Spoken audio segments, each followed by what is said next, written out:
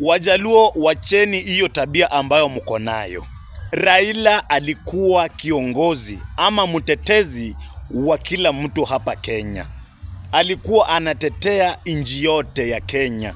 Imefika saa hizi Raila ashafariki, mnaanza kuongea vitu za ujinga hapa kwa mtandao. Mkisema ati Raila ati nyinyi ndio mko na uchungu peke yenu. Mnamaanisha watu wengine hawasikii uchungu wa kifo cha Raila Amolo Odinga.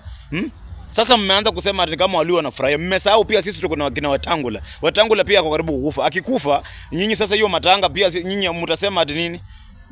Haya, Mudavadi pia ako pale, pia atakufa, atafuata. Sasa nyinyi mtasema nini?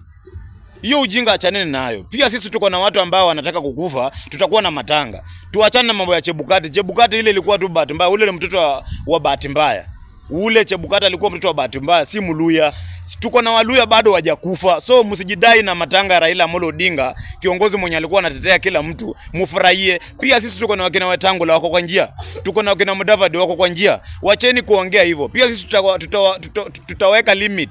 Msijaribu kulia kwa matanga ya Mudavadi ama Wetangula. Wakikufa mnyamaze tu, kwa sababu sisi tunajua Raila alikuwa anapigania kila mtu. Imefika saa hii mnaanza kusema ati nyinyi ndio mnasikia uchungu. Wacheni na Raila Amolo Odinga aende salama. Na sasa hiyo grudge yenye mmeleta ya matanga wache ikue. Ojwang alikufa mkaongea vibaya. Tena sasa hii matanga Raila Amolo Odinga mnasema ati nyinyi ndio mmesikia uchungu peke yenu. Wacha niwaambie, Raila Amolo Odinga alipigania inji yote.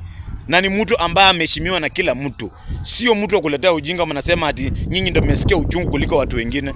Mmesahau pia sisi tuko na wakina Wetangula wanakufa. Wakina Mudavadi pia wanakufa.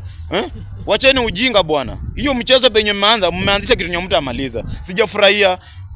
Agwambo, lala salama. Tutajua mambo yako baadaye.